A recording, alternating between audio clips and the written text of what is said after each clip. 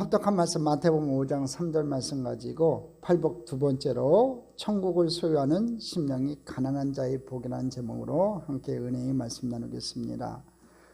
여러분, 팔복 가운데 이 첫 번째 복은요, 심령이 가난한 자의 복이에요.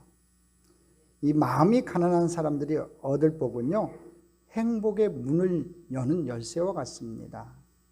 성경은 복이 있도다 심령이 가난한 자요 천국이 그들의 것이며 이렇게 말씀하고 있어요. 마카리오스, 복이 있도다 심령이 가난한 자요. 우리 모두 다 심령이 가난한 자 되어서 천국을 소유하는 천국 백성 되기를 주님의 이름으로 축복합니다.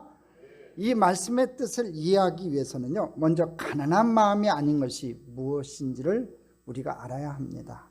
첫 번째, 가난한 마음이 아닌 것 한번 살펴보겠습니다. 이 가난한 마음이 아닌 것 첫째로 뭐냐면요, 물질의 가난을 뜻하지 않습니다. 주님이 물질의 가난을 애찬한 것이 아니라는 겁니다. 주님은 이 마음의 가난에 대해서 말씀하고 계세요. 여러분, 물질이 가난하면서도요, 마음은 가난하지 않은 사람들이 많아요. 반대로 물질은 부유하면서도요, 마음은 가난한 사람들이 있어요. 니고데모를 한번 보십시오. 요한복음 3장 1절이 나오죠. 우리 같이 한번 읽어보겠습니다. 그런데 바리새인 중에 니고데모라는 사람이 있으니 유대인의 지도자라. 자, 오늘 니고데모가 여러분 어떤 사람이었어요? 바리새인이었습니다. 유대인의 간원이었지요. 또 유대인의 납비 선생이었어요. 바리새인 중에 니고데모라는 사람이 있으니 유대인의 지도자라. 이렇게 성경은 기록해 놓고 있어요.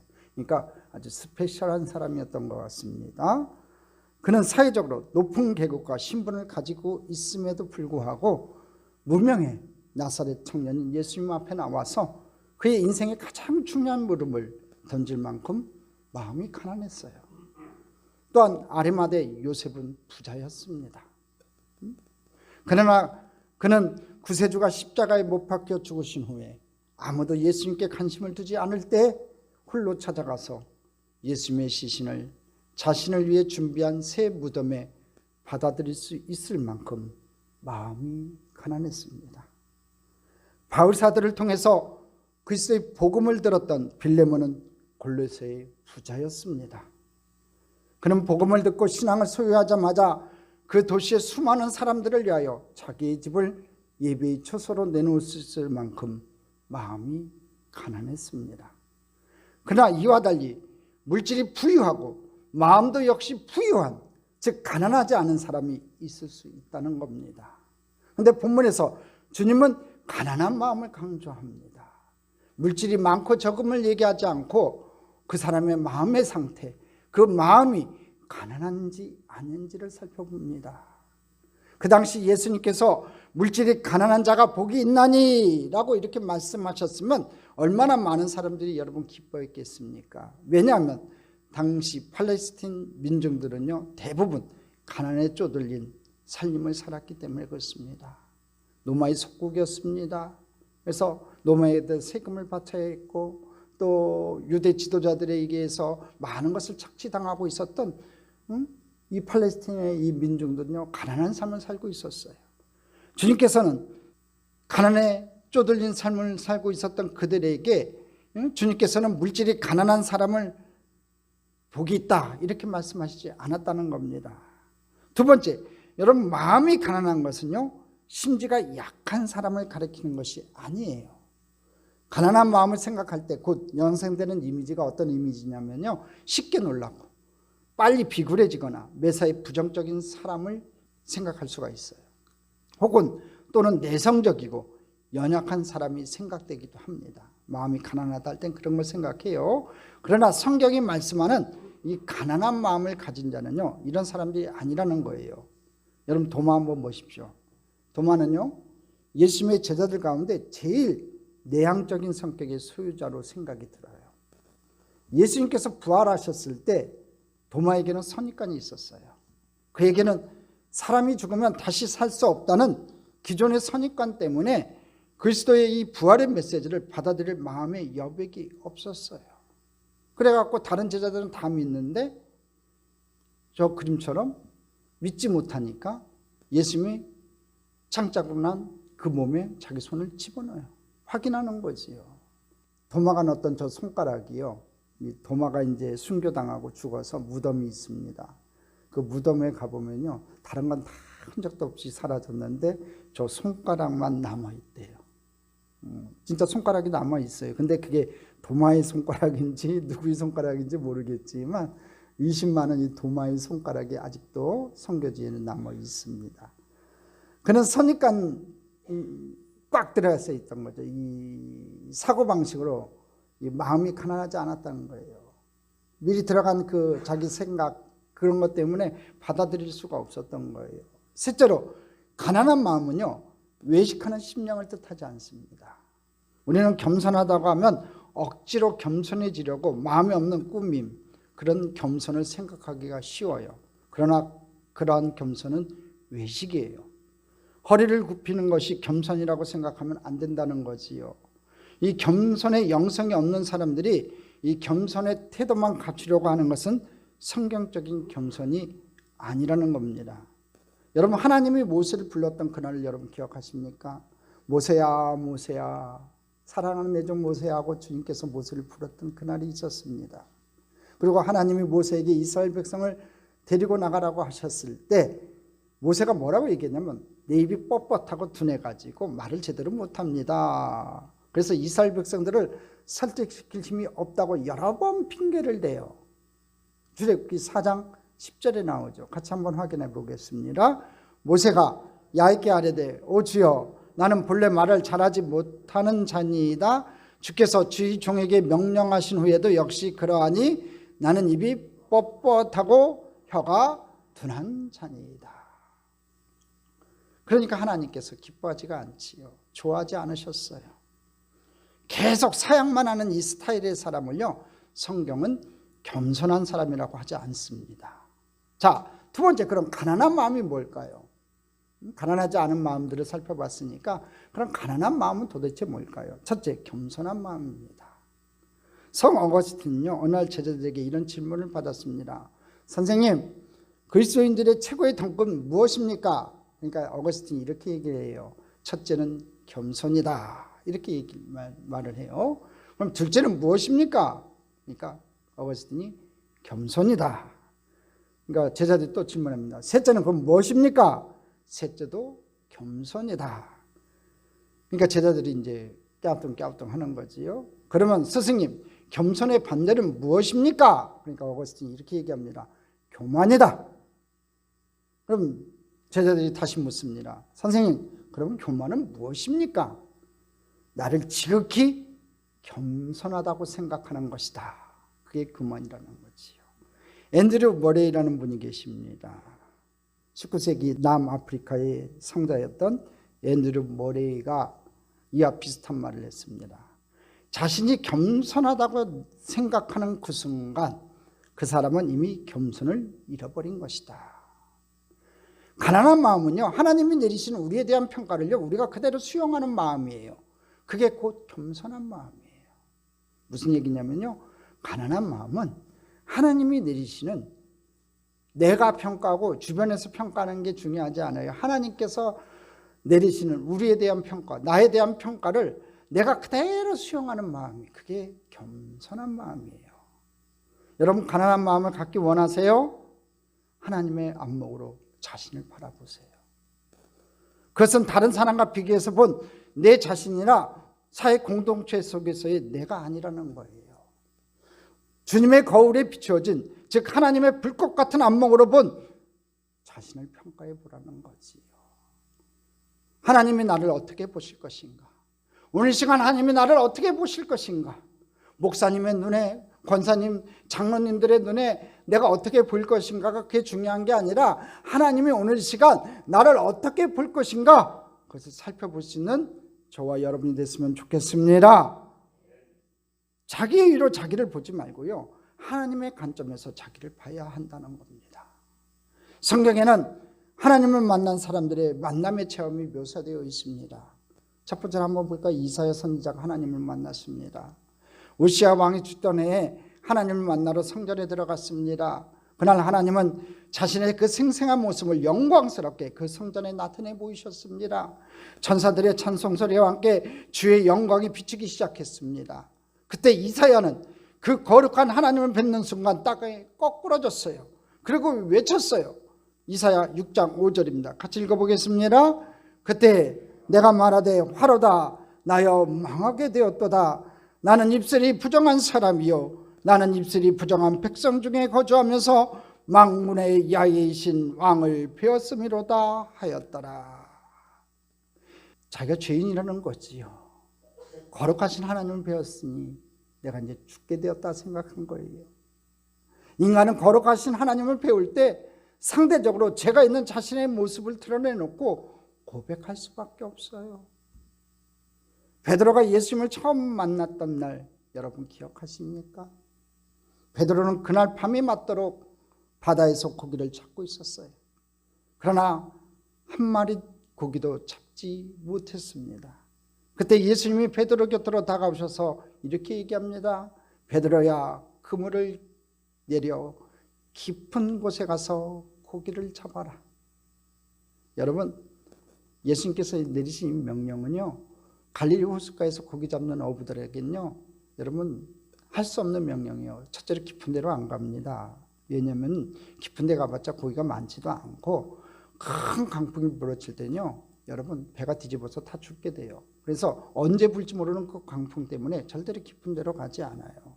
그리고 그 당시 어부들은요, 눈을 보고 확인해 가지고 그물을 내렸어요. 지금도 갈릴리 호수를 가면요, 밑에 고깃대가 지나가는 게 보여요. 그래서 저기에 고깃대가 오는 것을 보고서 그냥 그물을 내려서 고기를 잡던 어부들이었는데, 깊은 곳에 가봤자 고기 한 마리 없는 건데, 그곳에 가서 그물을 던져서 고기를 잡으래요. 이렇게 말씀하셨어요. 여러분, 예수님은요, 나사렛에 살았던 한 청년 목수 출신이었어요. 그러니까 베드로는요, 나는 적어도 바다의 청춘을 바친 사람이라, 근데 당신이 어떻게 나에게 고기를 잡아라 말아라, 깊은 곳으로 가라 지시할 수 있습니까? 라고 시비 걸 수도 있었어요. 그러나 자신의 노력으로 완전히 실패했던 베드로는요, 더 이상 방법이 없었어요. 그래서 낙선 청년의 말을 그대로 믿기로 했습니다. 그는 깊은 곳으로 가서 그물을 내렸습니다. 그러자 그물이 찢어지도록 많은 고기가 잡혔어요. 그러자 그 순간 베드로는 엎드려서 이렇게 얘기합니다. 주여, 나를 떠나소서. 나는 죄인으로서이다.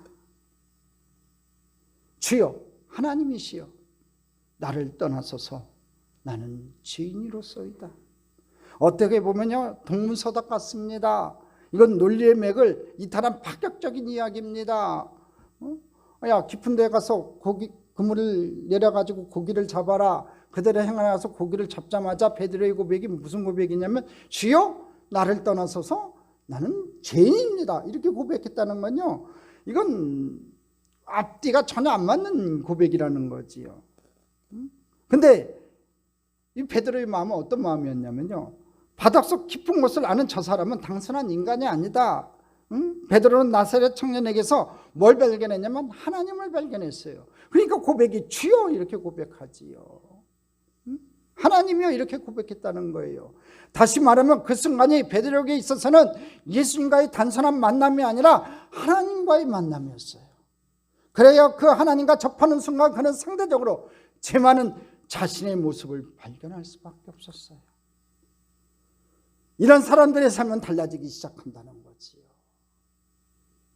하나님의 안목으로 자기의 죄인됨을 발견하는 철저한 죄인의 인식은 가난한 마음에서 시작돼요.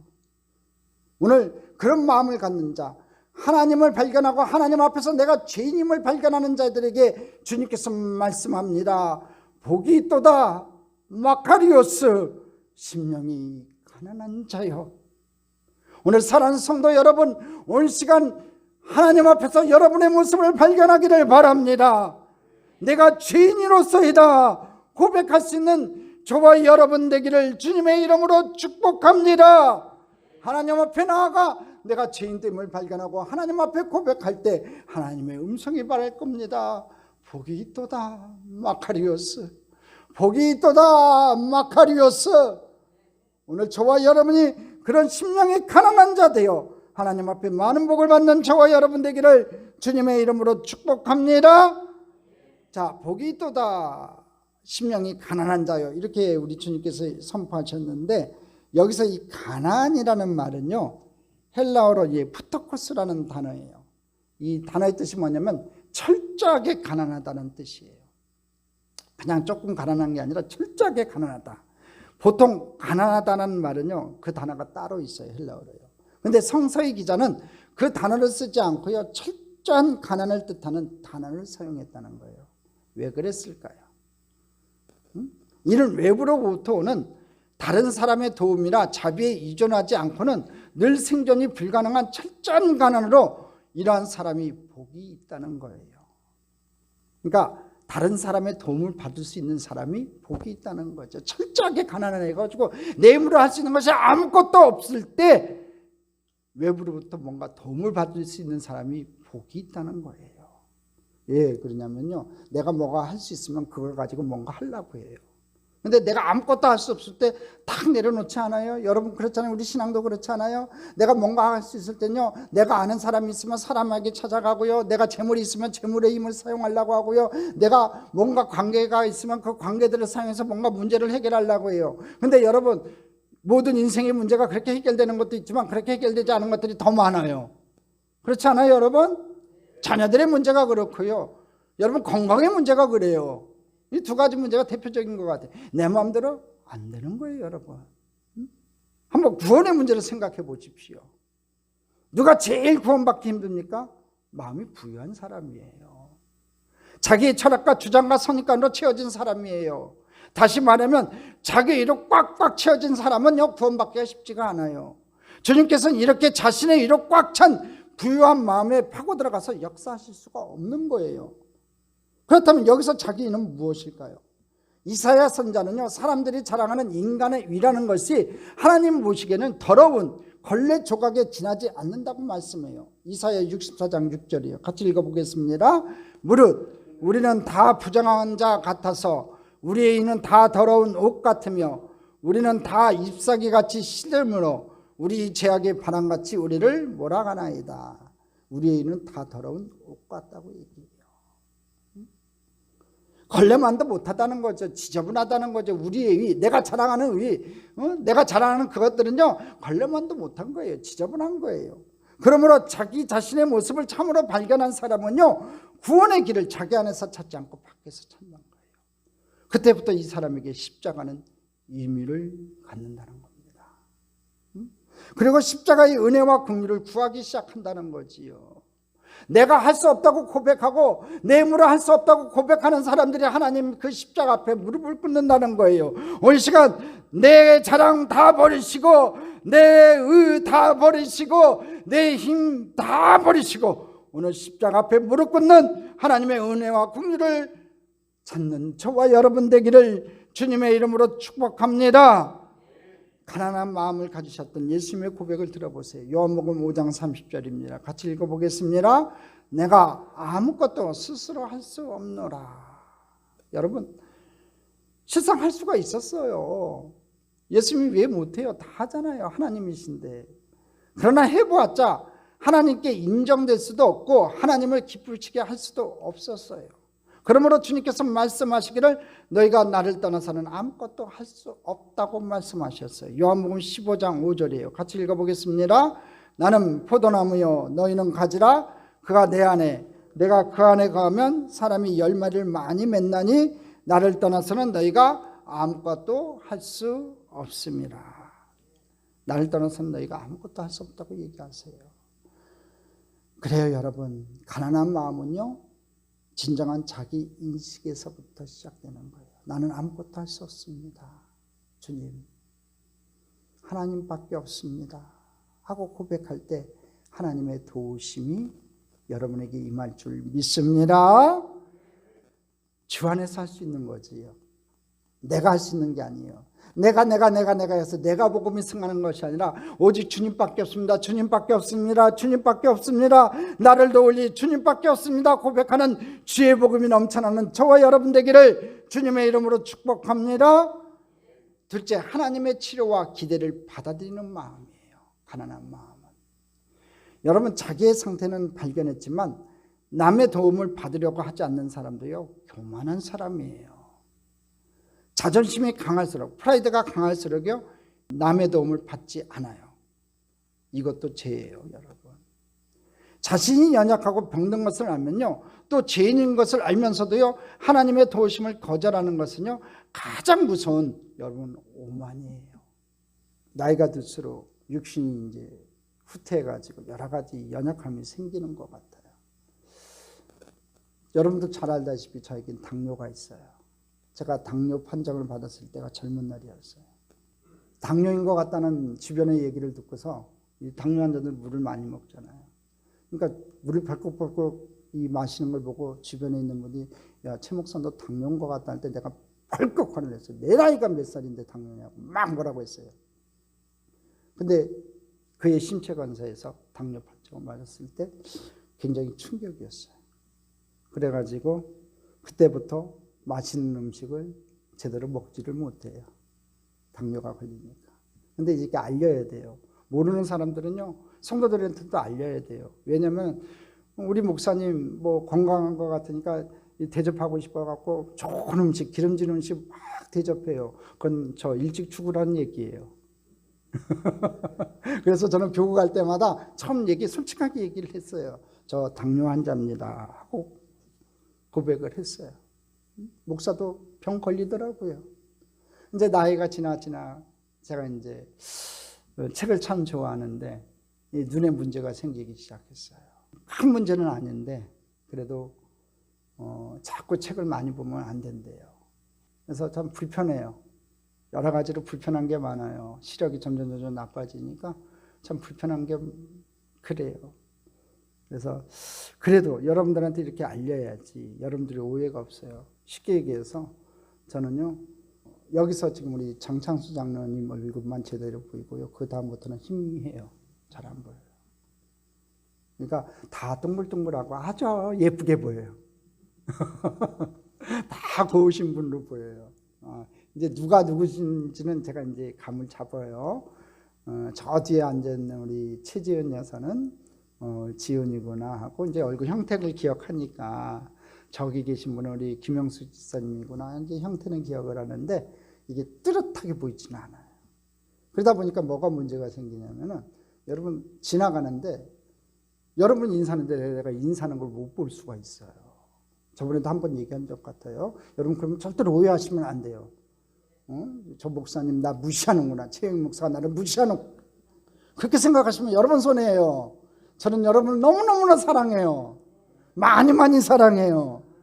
근데 여러분들 내가 잘 못 봐서 그런 거지. 여러분 절대로 무시하는 거 아니에요. 좀 끄떡끄떡 하시는 분들은 그때 그랬었나 보다 생각하시는 것 같아요. 그래요, 여러분. 제가 이렇게 얘기하는 거는 이렇게 오픈을 해야 돼요. 그래야지 그 사람의 상태를 알고 기도하게 돼주는 거지요. 최근에 모 권사님이 당뇨라는 걸 알았어요. 얼굴이 마르셨길래 왜 마르셨을까 생각을 했더니 당뇨 환자라는 얘기를 들었어요. 그래가지고 그렇구나. 그분도 나처럼 맛있는 걸 제대로 못 드시겠구나. 그 마음부터 애처로운 마음도 들고 기도하게 되더라고요. 그러니까 여러분도 저한테 많이 알려주세요. 목사님 저 어디가 아파요, 힘들어요. 말하기 힘들면 카톡으로 보내라고 했잖아요. 그럼 그날부터 저는 기도를 해요. 근데 중요한 게 이 사람한테도 알리지도 않고 하나님의 도우심도 구하지 않는 건요, 거절하는 건 아주 오만인 거예요. 이 가난한 마음이라는 건요, 밖으로부터 오는 도움을 겸손히 받아들일 줄 아는 마음이에요. 하나님의 치료를 수용할 줄 아는 마음이에요. 하나님께서 나를 치료하실 것이다. 하나님께서 나를 이 시간 건강하게 하실 것이다. 하나님께서 최소한 나쁘게 하지 않을 것이다. 지금보다 더 나쁘게 진행하게 하지 않을 것이라는 그 믿음, 그 하나님의 치료를 수용할 줄 아는 마음, 그 마음이 여러분에게 있기를 주님의 이름으로 축복합니다. 세 번째, 가난한 마음은요, 하나님의 기대에 응답할 줄 아는 마음이에요. 보잘것없는 우리를 하나님이 붙드셨을 때 그분은 우리에게 기대를 거시는 거예요. 저와 여러분 부르셨을 때, 너는 내 것이라 부르셨을 때, 내가 지명하여 너를 불렀나니 너는 내 것이라 부르신 그날부터 하나님께서 우리에게 기대를 갖고 계세요. 그 기대 속에서 우리의 삶을 하나님께 맡기며 새로운 삶을 만들어갈 줄 아는 사람들만요, 가난한 마음을 가진 사람이에요. 하나님께서 가진 그 기대 속에 내 삶을 하나님 앞에 맡겨야 되는 거죠. 그 기대 이루어드려야겠다고 해서 하나님께 맡기는 삶을 사는 거지요. 새로운 삶을 만들어갈 줄 아는 사람이요, 여러분 가난한 마음을 가진 사람이에요. 사사기에 보면요, 하나님이 초에 무척 보잘것없던 기드온에게 찾아오셔서 이렇게 얘기해요. 큰 용사요 라고 말씀하셨어요. 사사기 6장 12절이죠. 같이 읽어보겠습니다. 야훼 사자가 기드온에게 나타나 이르되 큰 용사여, 야훼께서 너와 함께 계시도다 하며. 뜬금없이 하나님의 사자가 나타났어요. 큰 용사요 그랬어요. 하나님의 기대가 있다는 거지요. 기드온아, 너는 큰 용사가 될 것이다, 이렇게 선포하신 거예요. 만약 저와 여러분에게 주님이 나타나셔서 이렇게 말씀하셨다고 한번 생각해 봅시다. 놀라운 위대한 위인이요, 이렇게 선포했다고 하면요, 그렇게 생각할 수도 있어요. 아이고 주님 착각하셨겠지요. 제가 무슨 위대한 사람입니까? 근데요, 그것은 주님의 기대라는 거예요. 보잘것없고 연약한 우리지만 하나님의 능력의 손에 붙들림 받아 쓰임을 받을 때 만들어질 수 있는 우리의 가능성을 보시는 그 하나님에 의해서 선포된 말씀이라는 거예요. 할렐루야. 큰 용사요, 위대한 사람이요, 우리 하나님 기도원을 부르셨던 그 하나님은요, 오늘 시간 저와 여러분을 부르시는 하나님이세요. 저와 여러분을 사용하시기를 원하시는 하나님이세요. 그리고 외치는 거지요. 큰 용사요. 저와 여러분이 기도원처럼 하나님 앞에 크게 쓰임받는 저와 여러분 되기를 주님의 이름으로 축복합니다. 주님께서 베드로를 만나셨던 그날 최초의 말씀이 뭐냐면요, 내가 요한의 아들 시몬이니 장차 개바라 하리라, 반석이라 하리라, 이렇게 얘기했어요. 여러분, 베드로처럼 잘 요동하고 불안정한 성격의 소유자가 없었어요. 혈기도 많았고요, 성질도 잘 부리고요, 그냥 감정기복이 심했던 사람이 베드로예요. 그러자 주님은 너는 반석이라고 말씀하셨어요. 내가 네 반석 위에 궤를 세우겠다고 말씀하셨어요. 그리고 베드로는 하나님의 기대를 받아들였어요. 예, 주님, 저를 그렇게 쓰시기를 원하십니까? 쓰십시오. 오늘 이 베드로의 고백이 저와 여러분의 고백이 되기를 주님의 이름으로 축복합니다. 여러분의 이름을 부르면서 내가 너를 쓰겠다 할 때, 기도를 쓰겠다고 부르신 하나님, 베드로를 쓰겠다고 부르신 하나님이 오늘 저와 여러분을 부르실 때 주여 저를 사용하여 주옵소서, 겸손하게 무릎 꿇을 수 있는 저와 여러분이 되기를 주님의 이름으로 축복합니다. 네 번째, 가난한 마음은요, 자기 자신을 비우고 주님으로 채우고자 응답할 줄 아는 마음이에요. 반면에 주님의 손길 대신에 자기 위로 굳어진 마음은요, 여러분 아까 얘기한 것처럼 교만한 마음이에요. 성경에 보면요, 가난한 마음과 가난하지 못한 마음을 가진 두 사람이 성전에 올라갔어요. 교만한 마음의 대표자인 바리새인과 가난한 마음을 가진 세리였습니다. 현상적으로 봤을 때는 바리새인은 그 당시 종교 지도자들이었으니까 존경받는 사람이었고요, 세리는 아주 천한 직업을 가진 사람으로 멸시받던 사람이었어요. 자, 바리새인은 자기를 옳게 보이려고 이렇게 얘기합니다. 주님, 저는 일주일에 한 번씩 금식하고 11조도 냅니다. 저는 저 세리와도 다른 종류의 인간입니다. 저는 정의합니다. 이렇게 말했어요. 그러나 세리는 이렇게 얘기합니다. 주님, 저는 주 앞에 아무것도 내어놓을 것이 없습니다. 이 불쌍한 죄인을 보십시오. 이렇게 말해요. 만일 세리가 여기서 그쳤다면 이것은 가난한 마음이 아니에요. 그는 나아가서 뭐라고 얘기하냐면, 뭐라고 고백하냐면 이렇게 고백해요. 주님, 저를 불쌍히 여겨 주시옵소서. 하나님의 손길을 받아들일 줄 아는 마음을 가지고 있었다는 거지요. 주님의 은혜에 매달렸습니다. 이것이 가난한 마음이라는 겁니다. 오늘 저와 여러분이 하나님 앞에 내게 은혜를 베푸실 것을 기대하고 그것을 받아들일 수 있는 마음을 가져, 가난한 마음을 가져 하나님의 은혜가 여러분에게 임하기를 주님의 이름으로 축복합니다. 이제 우리의 마음을 점검할 필요가 있습니다. 세 번째, 가난한 심령인가 아닌가를 점검할 수 있는 세 가지 중요한 질문이 있습니다. 첫 번째 질문이 뭐냐면, 나는 나 자신을 받아들이고 있는가예요. 가난한 마음을 가진 사람들은요, 스스로를 잘 받아들이는 정직한 사람이에요. 자신의 장점을 알고 단점도 알아요. 할 수 있는 것은 할 수 있다고 말하고요, 할 수 없는 것은 할 수 없다고 스스로 인정해요. 그런데 사람들은요, 할 수 없는 것을 할 수 없다고 말할 수 있는 용기가 없어요. 할 수 없는 것을 할 수 있는 채 하기 시작할 때 외식이 시작되지요. 위선이 시작된다는 거예요. 물론 자신의 연약함을 노출시키고 인정하는 것은요, 고통스러운 일이에요. 그러나 이것은 성숙의 경험이라는 거지요. 바울은 자신의 약점을 노출시키기를 두려워하지 않았어요. 그는 자기에게 불치병이 있음을 많은 사람들에게 광고했어요. 여러분, 아까 얘기했던 사람들은 병을 숨겨요. 숨길 필요 없는 거예요, 여러분. 그런데 바울은요, 자기 자신을 숨기는 데서 모든 문제가 생긴다는 걸 알았어요. 그래서 바울은 거기에서 그치지 않고 그가 연약하기 때문에 주님을 의지하여 주님께서 그의 강함이 되어주셨다고 고백을 해요. 내가 약할 때 강함이 되었다. 주님이 강함이 되었다. 나의 약함을 통하여 주님의 강함이 드러났다고 고백해요. 그때부터 바울의 인생은 달라지기 시작했다는 것이요. 자, 두 번째, 가난한 심령인가 아닌가를 점검할 수 있는 중요한 질문 두 번째는요, 나는 내 이웃을 잘 받아들이고 있는가예요. 다른 사람을 잘 받아들이세요, 여러분은요? 다른 사람의 성공을 기뻐하세요? 다른 사람이 실패하는 것을 보고 정말 함께 마음이 아파하세요? 진짜로 그래요? 그래야 된다는 거예요. 다시 골리앗을 죽였을 때 사울이 얼마나 기뻐했습니까? 처음엔 기뻐했어요. 그러나 다시 저걸 더 많이 죽이자 인기가 높아지기 시작했어요. 사울은 천천히요, 다윗은 만만이라. 그때부터요, 사울은 다윗에 대해서 이를 갈기 시작해요. 그의 영혼이 질투에 사로잡히기 시작했어요. 사울은 자기 자신도 받아들이지 못하고 다른 사람도 받아들이지 못한 대표적인 인물로 성경이 묘사하고 있어요. 이에 비해서 다윗은요, 가난한 마음을 가진 사람이었어요. 그런 인기가 한없이 높아졌을 때 사울이 다윗을 불러 자기의 맏딸을 주겠다고 말했습니다. 그때 다윗의 대답이 아주 재미있습니다. 사무엘상 18장 18절이에요. 같이 읽어보겠습니다. 다윗이 사울에게 이르되 내가 누구며 이스라엘 중에 내 친속이나 내 아버지 집이 무엇이기에 내가 왕의 사위가 되리이까 하였더니, 내가 도대체 내 가문이 뭐고 내가 도대체 어떤 존재이기에 나는 양치기에 불과한데 내가 왕의 사위가 되겠습니까? 하고 겸손하게 얘기해요.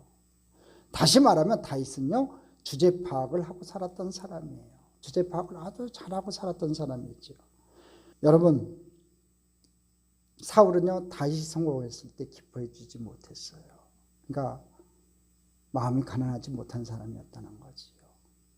여러분, 다른 사람의 성공을 볼 때요, 내가 할 수 없는 일을 해놓았으니 기뻐해 주세요. 내가 못하는 것을 그 사람이 성공해서 이뤄놨으니까 그것을 기뻐해 줘야 되지 않겠어요? 그것이 가난한 마음이라는 거예요. 그런데 사돈이 땅을 파면 배가 아프대요. 왜 그럴까요? 전 그 말을 들을 때마다 사돈이 땅을 사는데, 이웃이 땅을 사는데 왜 배가 아플까? 비교의식이 있겠지요. 내가 사야 되는데 남이 사니까. 남이 잘 되면 기뻐해 줘야 되지 않겠어요? 그런 마음을 가져야 되지 않겠냐고요.